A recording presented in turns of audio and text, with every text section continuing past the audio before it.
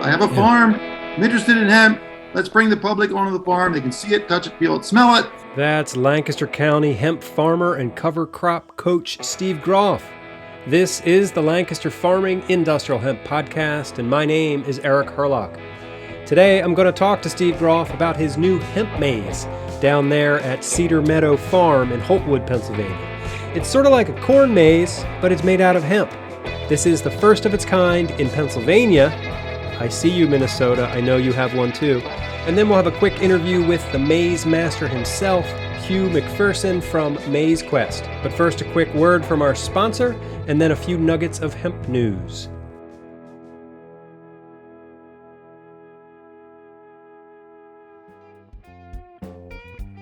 Are you using hemp seed oil in your CBD tinctures and topicals?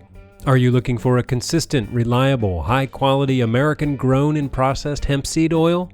I&D Hemp in Montana is cold pressing grain daily and uses a 3-stage filtration process to a 1-micron polishing filter for their ultra-pure hemp seed oil.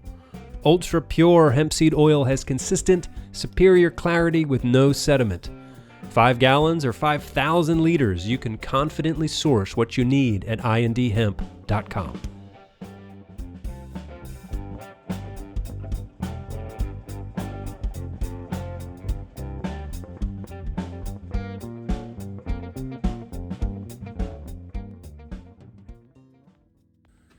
Okay, welcome back. Well, it sure feels good to be getting back to normal here, getting back into my old routine here in my home studio, making this podcast for you. Thank you for joining me on today's episode. So what we'll do is, like we used to do, a couple of nuggets of hemp news, and then we'll check out the interviews. All right, here we go.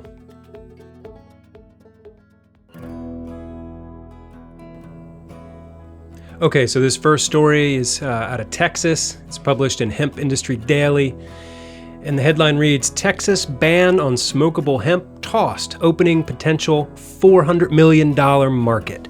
The story says that the Texas ban on smokable hemp was thrown out on Monday in a watershed decision that opens the nation's second largest state to a hemp market that could generate $400 million in annual sales by 2025. Judge Laura Livingston in Austin sided with several hemp companies that challenged the 2019 ban passed by Texas lawmakers.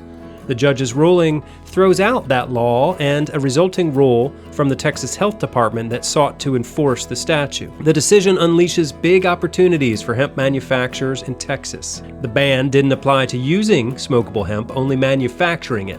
So Texans were routinely crossing state lines or going online to buy it, said Chelsea Spencer, a Dallas-Fort Worth attorney who also represented hemp plaintiffs. She described the law as absurdity. This next story offers an interesting juxtaposition to the last story. This one's in Hemp Industry Daily, and the story reads that CBD gummies and drinks and smokable hemp are off limits in Hawaii under new rules adopted earlier this month. The interim rule limits hemp extract sales to tinctures, tablets, capsules, powders, and topicals. Hawaii authorized hemp production in 2019, but ended its industrial hemp pilot program last year when it had an estimated 57 growers. Hawaii is one of 6 states that have decided to cede hemp cultivation oversight to the USDA. The processing rules enacted earlier this month come from the state's Department of Health. The agency charges processors $500 a year and requires them to be 500 feet away from schools, parks, and neighborhoods. Okay, this next one is about the Pennsylvania Hemp Summit that's coming up in November. I got an email today from the Hemp Summit people saying that there's going to be a Shark Tank competition this year. And there's going to be 2 submission categories. So the first is Innovative Hemp Product. And so they're going to give an award to a promising new product. The product must be in a stage of production that could be demonstrated to judges. Applicants must have an established business entity to be eligible for the investment. And then the second category is Innovative Hemp Concepts. The summit people will award a prize to an innovation concept aimed at addressing a contemporary issue faced by the hemp industry. Concepts are ideas and solutions-based, not physical inventions.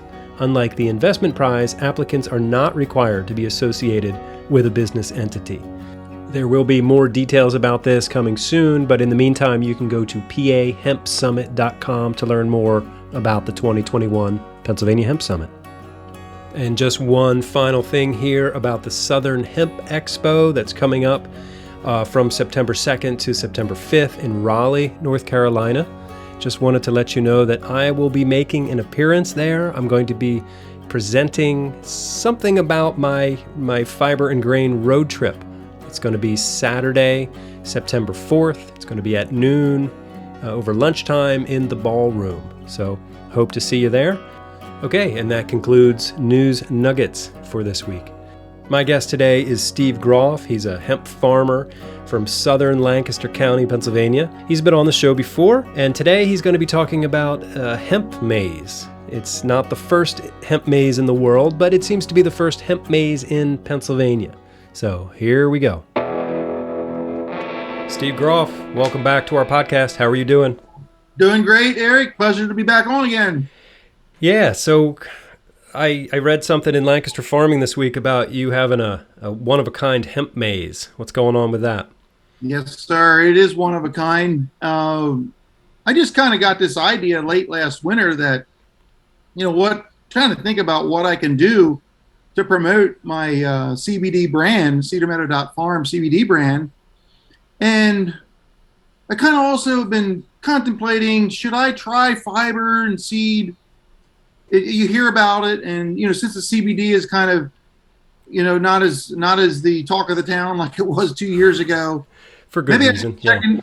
Maybe I should be checking into that. And then there's pollination concerns, and I think they are not as much as they used to be in my mind anyway. I think, why don't I put up a hemp maze?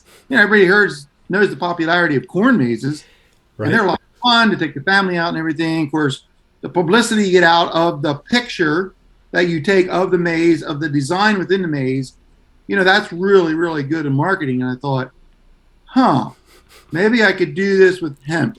So that's how the idea started. And here we are today. We're ready to open here in September and October. Oh, yeah. Okay. Not till September. So, yes. Okay.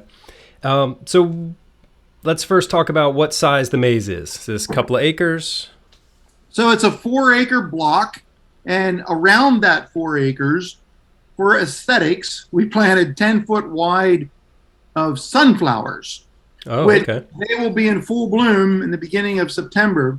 So if you can just picture an aerial shot of the maze, which with our graphic, which is the logo for our CBD brand, it's a picture of our dog, actually, right. Grizzly.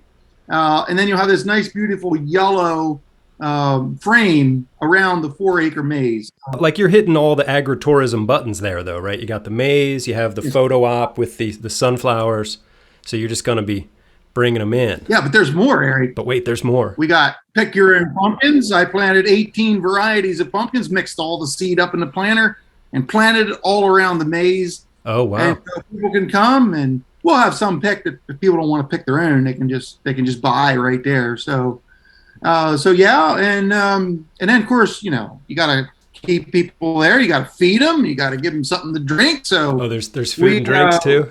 We're working. Oh, absolutely. We're working with Lancaster Trading House and getting in different types of drinks. Yeah. And we're also, and I think this is pretty cool, we have a local Amish family that's going to be helping us with the food and making the food, and homemade pies and whoopie pies, apple dumpling, and also use some hemp flour in the whoopie pies themselves. Hemp flour, FLOUR, that kind of hemp flour? Yes. Oh, okay. Replace wheat flour, we'll say. All right. Yeah. Yeah, so we want to use all the different types of the hemp plant that we can in the food that we're going to be selling or providing for that day for people who come and attendees. So, and we're just trying to bring awareness to all the major uses that this hemp plant can provide. And that's really what's behind the maze, in that we have all this lack of education from the general public. They just don't know. And so by educating the general public, they will become consumers. They will want some of the products. We're looking at all the fiber alternatives we have there with using the fiber in so many ways. But most people don't know that the part of the hemp plant can be used to substitute or replace plastic. Right. And because of that, we need to bring awareness to that so that the industry, then knowing that there'll be a demand for it, can respond. Because it's kind of like it's a renewable source of raw materials. We can build the world we want out of plants. Absolutely. Yeah. And I like it because I like your maize because it normalizes the hemp plant, right? Because people are used to corn mazes. They like to do agritourism. They like to visit the farm, get to know the farmer. And now oh, look, it's just hemp. It's just a big plant. So that's great. I applaud your efforts for that. And it's interesting, when I start telling people, because we're starting to promote it and advertise it, and some people say, ooh, a hemp maze. Am I going to get high walking through there? And, sometimes they're kind of joking, but sometimes they just don't know. Yeah. And I'm like, no, you couldn't. You could smoke it all day long, and it probably wouldn't do much for you. So, that your joints would probably feel better, though. Like your arthritis in your hip would probably recede a little bit. I'm thinking about carrying around like a loud buzzer, and when people make pot jokes about hemp, I want to like survey says, the big X that comes up, because we're just sick of that, right? Yeah. I don't know. Now, that's again one of the main reasons I'm doing this is to educate, because I feel that is paramount. I mean, it's one thing for us to kind of, as farmers and advocates like yourself and what you're doing, to push it and promote it, but consumers need to be aware of it so they can begin to ask for it. With all these, hundreds, if not thousands, of products that can be made with hemp, a renewable resource, by the way, and one that farmers could benefit from if we can get this infrastructure up and running. And it's nowhere near up and running. No, not yet. But this is part of my opportunity that I have. I have a farm. I'm interested in hemp. Let's bring the public onto the farm. They can see it, touch it, feel it, smell it. So let's talk about some of the nuts and bolts that went into this. Like what kind of planning went into it? What were the costs associated with it? Did you have a company that helped you do the maize? Did you plant the field and then cut the maize in? Or how does all that stuff work, like from a nuts and bolts perspective? Well, all these things I had to learn because this is my first experience of anything with the maize. First of all, I'm working with King's Agri-Seeds in supplying the seed, and we chose a tall variety. What variety is that? It's the Bielaborowski, if I'm saying that right. The B-Lab, right. Everyone's calling it B-Lab this year. Yeah, it's easier to pronounce. So the maize is situated in a field that actually has a grass waterway that goes down through. Now, there's no water running there except in big storm events. So picture a grass waterway running down through the middle of it.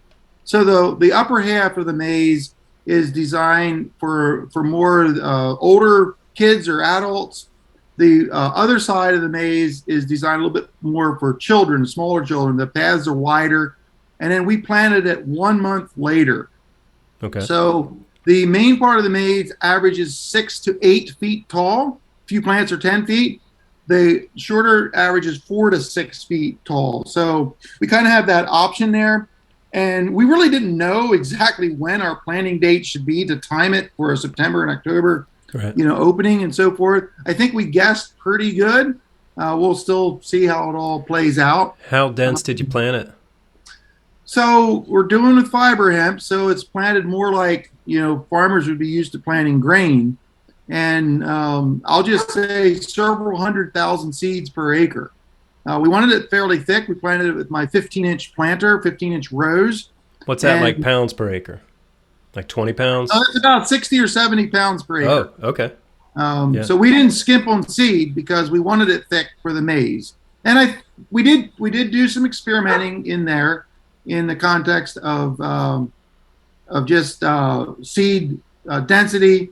And I think some of the areas we got it a little bit too thick, maybe, and other areas I think we're just right, most of it. So that's again, it is a kind of a grand experiment, the whole thing. Right. Are you growing CBD on other parts of your farm? We do have CBD about almost just shy of a mile away that we have Okay. CBD, a little bit of CBD growing. And But did that you was time planted that, like pollen yes, wise? Okay. yes, we did. That was a later planting of autoflower, and the hemp maize is done pollinating. So we did time that Hmm. in that context, just in case there could be some pollen issues. So what did you have, like a photograph that you wanted to use of your dog, Grizzly, who I hear barking in the background? Yeah, he is barking background. I should let him in here because I think he wants to be a part of the interview. So that way he won't bark. So There we you just go. let Grizzly in because he knows we're talking about him here. So anyway, so we have our logo, our caricature, if you will, of our dog Grizzly, and you can see that on our website, cedarmeadow.farm. So we took that logo and we gave it to a Maize design company. They design mazes. Do you know the name of that company? Um, yes, it is Maize Quest, Maize Quest. right Okay. over here in York County, and so they're nearby. And I know Hugh McPherson from way back, and he has really got quite an event over there at his place, and he does mazes all over the eastern part of the United States. They even did the maze that was at the Field of Dreams baseball game here just last week. Oh yeah, right there. They Yeah, was that actually Iowa? did- Or, right, exactly. Well, they did that maze associated with that whole thing. cool. So they get around. It's pretty cool because you have to give them the picture, but it's more than just a picture. You have to connect the pathways. When you give a picture, you just can't write letters or do the picture without some sort of forethought. So they Right. design the maze. They design it, and then once they get to the point where it's we approve of it, then they'll come in and they'll mark it out. And it's just a very small little tractor with a 5 foot wide. They actually use a rototiller to till out corn, but since I'm a no-till farmer, I said we can't be rototilling this stuff. Plus, some of the taller was 3 feet high. I said it would wrap around the tines, and that would not be good. So they just put it down and rolled it down with the depth control roller that they have on it. And this is So after you've planted the field, or yeah, we before you plant the block, the 4 acre block, Okay. and then when it's between 1 and 2 feet tall, we go in and they mark out the design. And in my case, because they didn't cut it, I came in and I have a walk behind sickle bar miller that we drove, or I walked behind it the opposite way it was rolled, so it would went and cut off the. How do they mark it? Like how do you see it in the field? GPS. So it's all with GPS. So it's they have their computer computer screen sitting right there in the tractor, and he just follows the lines and follows the paths. And Wow. they got here like in the evening, and I'm like, well, I guess you won't get it done tonight. You coming back tomorrow? He goes, oh no, it's GPS. I'm going to stay here till I'm done. And he finished up at 10:30. And I get up the next morning, and I went out there, and I'm looking at that, and I thought, well, I wonder how good this really is, because you can't tell from the ground. You just right. can't tell. So we put up a drone and took a picture of it. We were like, holy cow, that is awesome. It was impressive to see how that all worked out. So That's cool. so yeah, it was really neat. And I'm just telling you, I've been in that maze now quite a few times. Even yesterday, I was actually, or the day before yesterday, I was broadcasting some cover crop seeds in the pathways because I want something growing there, and I got lost. And I've been through that maze several times. So it's quite a, I guess, it is a maze. I'm telling you, and we're going to have signs, directional signs for people wanting that they can flip up and say exit this way or whatever. Not everybody wants to know, so we're going to do that kind of things. And then I'll just say throughout the maze, we're going to have education stations. We have at least that's a good idea. Yeah. Yeah, at least 12. Did you know this about him, or what have you? We have a bunch of questions, and then we have a kind of a, I guess you'd say a word puzzle where people are given a paper if they want to do it, where they go to certain stations and they get a clue for a letter, and then they solve the puzzle once they figure out enough letters. And anybody who does that will give them a small prize. So Like a pumpkin. yeah, or it's something. going to be entertaining, informational, educational. So it's pretty comprehensive. we're using this hemp idea to be able to promote all things hemp, and also to promote our lineup of CBD products. Cool. I have a couple of ideas that I'd like to share with you that might enhance the maze, and don't feel obligated to use these. But okay, one, you could have a Delta 8 corner where people go in there, and then you just tell them how dumb they are for getting involved in Delta 8. Okay. Because it's undermining the whole thing. Gotcha. Or you could do something like, because you have buffalo or bison on your farm, right? Yes. Mm-hmm. You could maybe charge extra for this, but put a bison in the maze somewhere, and then have it be like the Minotaur, right? And I don't know, maybe not. Maybe it's not Field of Screams. Eric, we're in sync here. We do plan to incorporate the bison in the event, but we're not bringing the bison over to the maze. That would be somewhat almost dangerous, if you will, because they're not tame. But bison love pumpkins, and we always feed them our leftover pumpkins or our ones that are unsaleable, unmarketable. So what we're going to do is we're going to have a buffalo pumpkin chunkin tour where people can sign up for. You get in the wagon, you ride down through the farm to where the buffalo are in their pasture, and you get to throw pumpkins into the buffalo and watch them eat them. Nice. So yes, we're in sync here, Eric. So what's your other ideas? I like it. Keep it coming. Just those two. Not necessarily good ideas. I hadn't thought of the Delta 8, but we'll discuss that. Yeah, I'll just say it again. I'm not a big fan of the Delta 8 situation. It's like I get it. I get why people are making it because they're making money, but that's a loophole that needs to be closed up. And yeah. I have another question for you about the maze and sort of the planning. Like, was there any kind of like zoning issues or insurance considerations, or like what kinds of hoops did your township make you jump through?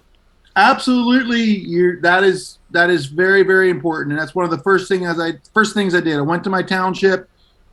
I asked them, and they basically, after getting back to me a couple weeks later, they said there's no issues for what I'm doing. They have not. I mean, I live in a township that is very rural and very agriculture, so that's in my favor. No issues there. Again, insurance can be a big thing. I checked with my insurance. Of course, I'm going to have to up my premium to cover this event, but it was actually very reasonable, I felt. And since this is kind of so new, the agri-entertainment's not new, but the hemp part, sure. I was concerned that there could be a little bit of pushback. Now, the biggest frustration we had with our ticketing, because you can go online at cedarmeadowadventures.com and order tickets, was that the first ticketing software company we used to receive our credit cards denied us because we were involved with hemp, a Schedule I drug. Oh yeah, fiber hemp, Schedule I drug, all lumped in there. It is maddening. Fortunately, we were able to get another credit card company that'll work with us. But these are the type of things that are just I don't have words for. It's so maddening when we're doing such a good thing with such a good plant, and then we're all these unnecessary hurdles are thrown in our way. Right. But we persevere. We're good to go. We, as of a couple of days ago, we got the tickets. You can purchase them. It seems to be working and everything. So we're looking forward to a good year. Nice. Getting back to the company that did the maze, is that an expensive endeavor, or does it cost more, like the bigger the maze, or how does that sort of pricing work? There's a factor on the size of the maze is different in the cost. And what Maize Quest does is they offer quite a few different levels of how much you want of their services. They can pretty much give you or direct you in almost anything you need to get a maze started. They are one of the first ones, and I'm happy to put a plug in for them because they're one of the first ones in the area, and I say that, in Mid-Atlantic area, to do maze. They've been doing it for over 20 years, maybe 25 years. So cool. They have a whole package deal, and you can kind of a la carte it, whatever you want. And we pretty much, for our first year, I'm a little bit jaded. I can't be spending much more money in this hemp business. It's just, you just can't. It just, we're invested, but so we're trying to, I guess you'd say, bootleg this as much as we can. And only have other people do what we can't do. I will just say this: if you're thinking about putting a maze in, and you do the cutting and everything yourself, be prepared for being way more than you ever thought it was. That's sort of like the CBD industry right there, right? It's like Exactly. it's way more than you thought it was going to be. Absolutely. So you're calling it a one-of-a-kind hemp maze, which it is, because it is one of a kind. But I think it's the first one in Pennsylvania, and it seems like maybe the only second one in the United States. I found one in Minnesota, just Googling it. So that's amazing. Like you're innovating here in Pennsylvania. Yeah. So we also found that one in Minnesota. That's the only one we're aware of up to this year. I didn't want to be presumptive and say it's the first hemp maze. Now I think, in Pennsylvania or whatever, because you never know until the season comes. So that's why we kind of coined it one of a kind, because that we can back up.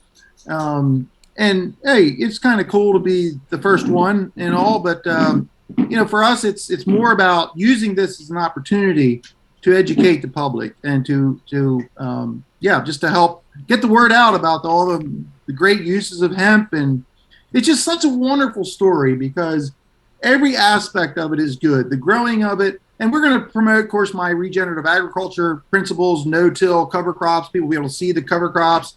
Yes, hemp can grow no-till planted into a cover crop. You just come and see. If you question that, come and see. I've gotten emails from people who say, "Who do you think you are that you can say that you can no-till plant hemp?" And I'm like, "Come and see." Oh wow! That's all I need to say. Come and see, and that's it. So I would think for like in the future, I'm thinking hemp's going to have to be no-till. Like agriculture's going to have to all be no-till. That's the direction we're headed. If you're talking about carbon sequestration and all these things that are very viable topics these days. I mean, the nice thing about hemp is, and it does, I guess you'd say, annoy me a little bit when people tout all the benefits that hemp can sequester all this CO2, which is true. But if you're going in there and you're tilling up the land. Right. As soon as you cut that field open, it all goes up. Yeah. You're losing everything. They don't say that side of the story. And then, especially in the CBD world, if you're using plastic and all that stuff, that's again a strike against. Yeah, the regenerative whole ag has to be like right. The basis of the methods here. Yeah. And that's again, I probably didn't say that enough, but that's going to be a significant portion of our messaging here for this event. So it's of course about hemp. It's about all the uses of hemp, but also I'm using the words regenerative agriculture here. Is the context of where this is all happening. That's a win for the people, and I'll say a win for the planet. You'll get this tested before you harvest it, but is there any concern from the Department of Ag about the public being in an untested field? I mean, I know there's no issue there, but I imagine there's like politicians or policy people who are miseducated and might be freaked out. Yeah. I have not I've not heard of any. To my knowledge, there shouldn't be. Because what I know what I have a trusted variety and so, that's where I'm banking on. I'll just say I have a trusted variety that is true. It's backed up by, a good seed source, a reputable seed source.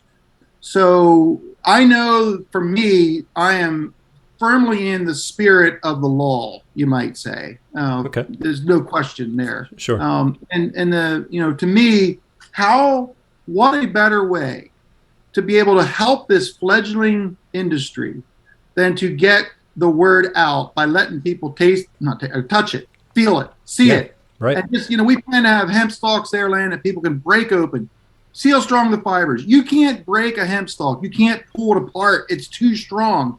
For people to see it and experience the crop. Right. That's the whole concept of that hemp house on wheels that Coexist and Amerishon did a couple of years ago. Like to just be in a hempcrete house and experience what that's like. So you're sort of doing the same for the crop itself. Absolutely. And then, it's nice when you can kind of fuse entertainment with education. That's really ideal. And that's where I see this. That's where I see this going. Any live music events at the farm during this? we have discussed the live music part, and one of the issues was we're pretty far from electricity. So, acoustical stuff would be no problem. And the location of the maze this year is just a little bit far from electricity. We're going to have to run generators. We don't like that, but that's kind of a compromise. Okay. We're going to have some for our food and a few things. We have decided to at this point not to have anything official live music, but I really want to so bad, Eric. And if we do, I will contact you to see if maybe your group or you could provide sometime. That would be awesome. We could get you probably a like a acoustic bluegrass band or something out there. I got some friends who actually we thought that was discussed. Bluegrass would be an appropriate genre, in this context. I'll put in a plug for the Manatawny Creek Ramblers here. Okay. I have a general idea of the layout of your farm. Where is the maze? Like, is it along the driveway coming up, or where is it? So it's along the driveway coming into my education center, like where most of my field days were and so forth. It's right off of the road there. Easy access on and off. Easy parking, all that. Easy parking right there. Like I said, we have picker and pumpkins all around there. And also, I should mention sunflowers. There's sunflowers I mentioned. They're going to be blooming. I'm not the type of person that says, you can't walk in my fields, or you can't. It's like, okay, go ahead, walk in, pick some sunflowers. We're going to have a free sunflower day. I think our second or third weekend, the 18th of September, I believe that's the date. You can have a free one. But other than that, we might, we're going to charge a little bit for them. But I want people to come and experience a farm, to get their feet a little dirty, maybe, or whatever, to walk among the hemp plants and the smell. Yeah, for sure. Right now, the smell is very distinctive. I'm assuming it's going to go away a little bit as the season goes, but to show people the seeds in there, these seeds, and you can actually eat. You can eat it. You can eat them right there. Yeah, you can help yourself. Yep. You can graze in the hemp maze. Hey, that's a good one. Graze in the hemp maze. There you go. I'll have to use that. Last weekend, I saw you down at the Stroud Water Research Center for a hemp field day that was put on by Hemp Alternative. Mm-hmm. And there was, this presentations, and there was a statistic that one of the presenters talked about with people who use CBD are twice as likely to buy other hemp products. Did you catch that? I missed that. That must have been when I was talking to someone else, but that's an interesting fact, and that doesn't surprise me. Over the weekend, this past weekend too, on Sunday, I did a radio interview on the show called Max and Stevens Understanding CBD. And their first question was like, Eric, what's your beef against CBD? Because they sort of took my tour of fiber and grain operations as as an affront to the CBD industry. And I don't have anything against CBD. I think CBD is amazing. I think all cannabinoids are a gift from God. But that statistic there makes me, feel good about it, right? Because I think the general public probably now, and you could probably make the assumption that they know more about CBD than any other aspect of the plant, just because that's been out there. You're not buying hemp fiber rope in a gas station.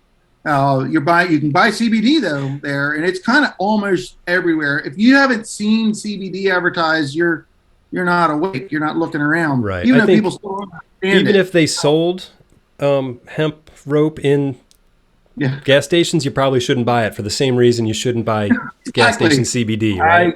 I am totally with you on that as well. But no, to your point, that is one thing. We have a little bit of momentum going with the awareness on that, and that's where and partly I'm kind of using the hemp maze in an opposite effect to create awareness again to market my CBD oil, my CBD brand and everything. So here's the thing. I mean, I'm talking to some fiber now that I'm kind of waking up to the fiber opportunity and all the other aspects of hemp.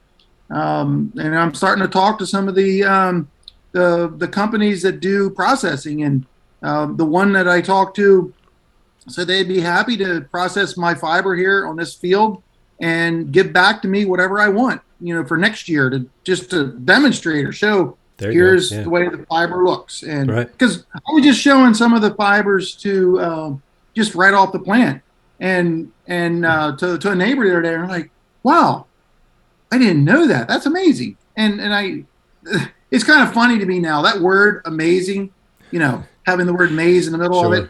That word is kind of like coming up all the time. Everybody loves the pun and it's associated with it. And it's just, I hear that. I just hear that so much. It's not just the marketing thing we're doing, but it is an amazing experience, this whole topic we're talking about here. Sure. Getting back to the CBD versus fiber stuff, part of the reason I did the fiber and grain tour this summer was to remind farmers, through the pages of Lancaster Farming, that there's more to hemp than CBD, because I feel like the past couple of years really tarnished the reputation of it, or I don't know, because remember a couple of years ago everyone was like, this isn't going to be the Jerusalem artichoke, is it? I think you might have been the first person to say that to me. Yeah. And that was a trend back in the 80s where everybody was going to jump on this artichoke bandwagon. Yeah. And it fizzled. Yeah. Yep. So we can't get to the like a robust fiber and grain industry without farmers. So, but that. And it's just this awkward time here of the chicken and the egg type scenario that investors aren't going to spend millions and millions of dollars until they know they have an end product. And we're still, even though we understand all the things that hemp can be used for. I mean, I do some consulting for Wrangler Jeans in the how to grow cotton sustainably. Oh, not fashion consulting? All right, that's good. No, that's not. Oh my, you don't want me for that.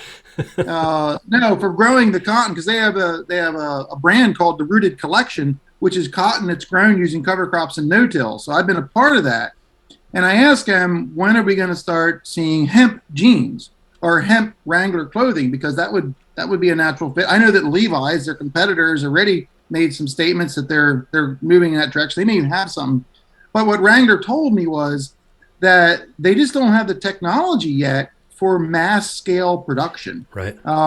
They said there's just one missing part. It's there, but not on scale, not scalable, that the kind of scale they need. They say that two or 3 years out.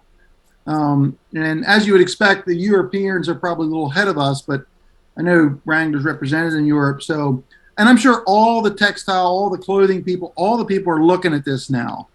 And it is going to take some time. And I'll say, as a farmer, I want to be ready for this opportunity. I want to get comfortable with varieties and so forth. So hopefully if it does, we'll say materialize, that we should be ready. I work them in where I can. But that's what I would advise farmers. If you're serious about this, just stay in touch with it. But I got to say too, the reality on the farmer side right now for, large scale farmers is corn, soybeans, and wheat are all very, very high priced right now. And it doesn't make hemp attractive at this moment. But that's going to change probably. Everyone knows that. But like corn and soy is not going to stay up there for too long. It's a cycle. It's an ebb and flow. I don't think so. Yeah. And so having one more crop in the rotation seems to make sense, It does. And farmers understand that, but it still has to pay its way. Right. And that's the key to get farmers interested. Steve Groff, thanks for being on our podcast again. It's always great to talk to you. Hey, as always, Eric, my pleasure. We'll see you again soon. So I will put a link to, you can learn more about Steve's maze at cedarmeadowadventures.com. And so I wrote a story this week for the newspaper about Steve and his maze. And in that reporting, I ended up talking to the maze master from Maize Quest. His name is Hugh McPherson. And I thought I would just share a little bit of that interview with you. It's not really a podcast interview, but he had some interesting things to say. And I do apologize, the audio is not the best. I didn't intend to to have him on the podcast, but I thought you might enjoy some of this. So just bear with me. It's a 5-minute interview, but there's some weird clicking that's happening. Anyway, here he is, Maize Master Hugh McPherson. So how long have you been creating and designing and creating mazes? This is our 25th season at our home farm here in York County. Okay. And we've been helping people for 23 years do it at other farms. Okay. How did you get started in this? Well, we started at our home farm, and then Larry Yeager from Penn State Extension brought a fellow Andy Lind, L-Y-N-D, from Lind Fruit Farm in Ohio, over to see us in 1998. And Andy said, I don't know if I can figure out how to do this. Can you help me do it? Okay. And so he was our first location in 99 to help other people. Penn State Extension there. That's a good connection. Absolutely, yeah. Now, what sort of technology do you use now, and how has that changed over the years? Well, we used to lay them out just like the ancient Egyptians, make the big block on the ground equal the small block on the paper. Okay. Measuring every side of every pathway and doing it all by hand. Wow. And then in 2005, we sort of, I wouldn't say invented, but created the system using the available GPS technology, kind of modified it. Okay. So that we could use GPS systems, and then from 05 on, we have kind of been refining that GPS system to do it. Cool. And so Steve's Maze was cut using a GPS system. Right. So talking about Steve's Maze, what did you think when he came to you and said, "Hey, I want to do a hemp maze"? Oh, I've known Steve for years, so I wasn't the least bit surprised. Right. And we actually have a bamboo maze on our farm, which is kind of the closest, stalkiest kind of stuff. And Steve and his gang came over, and we were taking a look around and checking things out at our place. And I had actually been to one of his hemp seminars and things like that. It's just that's not stuff that we really do. We have a lot of projects. Sure. And so when he wanted to do a maze, it just kind of all made sense to get together on it. So besides maize, hemp, and bamboo, what other kind of mazes have you made? Oh, goodness. We have made mazes in Sudan grass, soybeans, kind of kitty mazes and soybeans. Yeah. Sorghum, sunflowers, bamboo being one of the biggest ones. Yeah. Hedge mazes, any kind of fence, stone. We've built permanent mazes out of those kind of materials. We even did a maze once out of invisible fencing. And then you put the collars on the kids and try to have them get out of a maze they can't see. Now, that one did not survive the lightning strike, but okay. It was pretty entertaining, and the parents were really into it. Those weren't shock collars on the kids, right? You don't have to answer that. No, we turned them into beepers. But, okay. But the parents really wanted the shock collars. Getting back to hemp, were there like special considerations for doing it in a hemp field, or was it pretty much just straightforward making a maze? Well, yes, for hemp, yes, just because it's a very stringy material, and the thing with Steve is, of course, you can't pierce the soil because of his cover crops. Right. So there we were using a mower system instead of a rototill system, because the hemp would have gotten bound up in the rototiller anyway. Yep. And Steve likes to keep everything nice and green with his cover crop, process. So there we just kind of modified and did a mowing. Okay. With bushes, you have to plant them, in the right formation. Okay. So it all really depends on the kind of crop that you're working in, but we've worked with just about everything. So no big deal to help him out. Just kind of fun to work with a new product. Right. Have you made any other hemp mazes, or do you expect that you'll get some more requests now that Steve has sort of broken new ground here in PA? We probably will, which is fun. And we're always up for a new adventure. The only other one that was close was we actually used sun hemp, which is it is not hemp in the kind of format that Steve is working on now, but instead is a cover crop, but grows very high and has yellow flowers in it. So it was a very beautiful maize. We actually did that one down in Miami. Oh, wow. Where it's a little hot for corn. That's Hugh McPherson. He is the maize master at Maize Quest in York County, Pennsylvania. I think it would be great if there were more hemp mazes in the world. I know it might be a little too late this year to get that going at your farm, but keep it in mind for next year. I think more of the general public needs to get lost in hemp.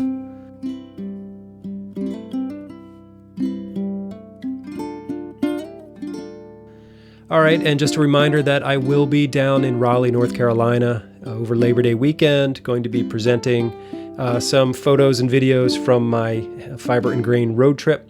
So that's at noon on Saturday, September 4th in the ballroom. I hear there will be lunch, so I'm excited about that because lunch is, it's in my top 5 meals of the day. Anyway, my name is Eric Herlock. I am the digital editor at Lancaster Farming Newspaper. But I do want to give a shout out to my colleague, Candace Wiersbowski. She's taken over web production duties there at the newspaper, and she's doing a fantastic job. So please go to lancasterfarming.com. Check out all the stories we have there. New stuff coming up every day, not just hemp related. It's all of agriculture. Plus there's some farm life stuff, recipes and whatnot. So check it out. And speaking of the newspaper, I will have a story in this week's edition about Steve Groff's Hemp Maze, so be sure to check that out. And don't forget, you can always get in touch with me either by email or by phone. Send an email to podcast@lancasterfarming.com or call and leave me a message, 717-721-4462, and I'll get back to you. All right, thanks again for listening to today's show. Until next time, I'll see you in the newspaper.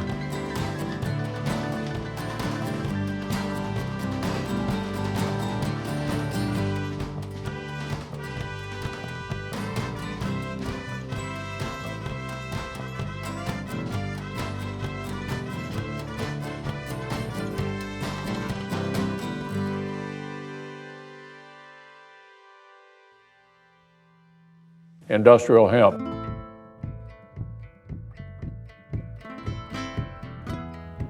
Episode 153 of the Lancaster Farming Industrial Hemp Podcast is copyright 2021 by Lancaster Farming Newspaper, which is part of the Steinman Communications family. Today's show was written, recorded, edited, and produced by yours truly, Eric Herlock, and any music you hear throughout the show is courtesy of Tin Bird Shadow.